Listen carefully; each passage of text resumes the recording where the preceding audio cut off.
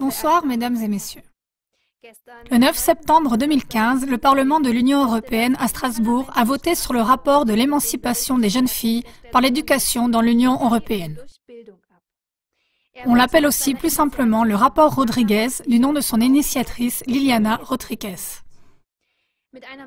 Il a été adopté avec une majorité de 408 votes pour, 236 contre et 40 abstentions. Le rapport exige la prise d'influence par l'éducation afin de provoquer un changement dans la société. On serait convaincu, je cite, qu'un potentiel de transformation serait inhérent à l'éducation qui pourrait être utilisé pour appliquer l'égalité des sexes. L'égalité, cela veut dire ici l'imposition du principe de l'intégration de l'idéologie du genre. Au centre et à l'origine de l'idéologie du genre se trouve la féministe américaine Judith Butler, théoricienne du genre. L'idée maîtresse de son idéologie est « les hommes et les femmes, ça n'existe pas ». Le sexe humain serait une construction tout à fait culturelle. Chacun aurait le droit de choisir librement son sexe, et il y aurait bien plus que deux sexes seulement. Au travers de cette idéologie du genre, on introduit dans la politique des changements révolutionnaires sans demander l'avis des gens. Le rapport Rodriguez préconise, je cite, qu'on doit porter une attention particulière à l'égalité des sexes sous tous ses aspects dans les programmes scolaires, dans les buts de développement et d'apprentissage dans les matières, les programmes et les objectifs des cours.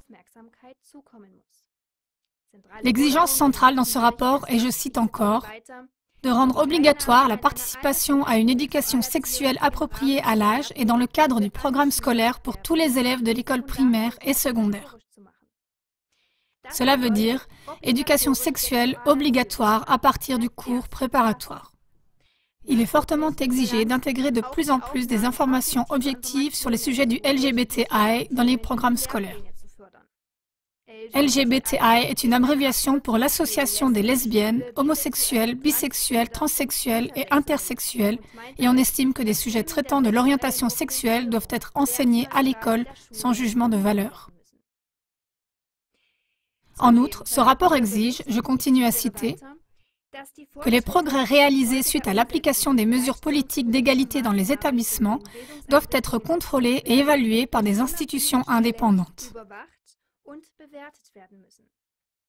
En faisant cela, non seulement on soutient des changements profonds dans les systèmes éducatifs des pays de l'Union européenne, et par là, on viole leurs compétences individuelles en matière d'éducation. Mais d'autre part, ces mesures constituent une violation des droits des parents en intervenant dans le domaine personnel de l'éducation parentale. C'est de cela que le député européen Georg Mayer fait la critique. Le rapport concernant l'émancipation des jeunes filles par l'éducation dans l'UE envisage des interventions massives dans le système éducatif interne des États et dans la conception des programmes scolaires, ainsi qu'une régulation de l'éducation dans les familles. Dès la maternelle, l'enseignement doit traiter de tous les comportements sexuels. Il semble que sous couvert de la diversité, il n'y ait plus de tabou pour les pédagogues sexuels. Des pédagogues sexuels importants exigent des articles de sex shop à l'école primaire, le fouet à lanière de cuir dans les cours d'éducation sexuelle, le coït anal et oral, la fellation et différentes versions de sexe en groupe doivent être traitées à l'école. Déjà en octobre 2014, le journal Frankfurter Allgemeine et le magazine Focus ont mis en garde contre les pédagogues sexuels qui aimeraient intégrer dans les cours les pratiques sexuelles les plus déviantes.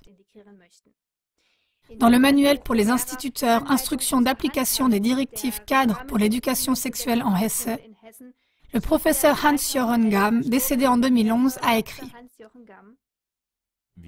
Nous avons besoin de la stimulation sexuelle des élèves pour faire la restructuration sociale de la société et pour éliminer radicalement l'obéissance à l'autorité, ainsi que l'amour des enfants pour leurs parents. » Et Sigmund Freud a averti « Les enfants qu'on a stimulés sexuellement ne seront plus capables d'être éduqués. » Par conséquent, cette éducation sexuelle de l'idéologie du genre s'avère être un instrument pour monter les enfants contre leurs parents.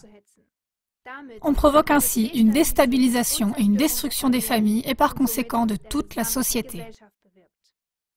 Comme le montre le documentaire « La guerre par instrumentalisation », ces bouleversements ont pour but une seule chose, établir une dictature mondiale unique. À ce sujet encore, une dernière citation du multimilliardaire Nicholas Rockefeller. Le féminisme est notre invention pour deux raisons. Autrefois, seulement la moitié de la population payait des impôts. À présent, presque tout le monde en paye parce que les femmes travaillent. De plus, de cette façon, la famille a été détruite. Et ainsi, nous avons reçu l'autorité sur les enfants. Ils sont sous notre contrôle avec nos médias et on leur fait ingurgiter notre message. Ils ne se trouvent plus sous l'influence de la famille intacte. En montant les femmes contre les hommes et en détruisant le couple et la communauté de la famille, nous avons créé une société cassée d'égoïstes, qui travaillent, consomment, qui sont de cette façon nos esclaves et qui trouvent même cela très bien. Je vous dis au revoir pour aujourd'hui. Bonne soirée.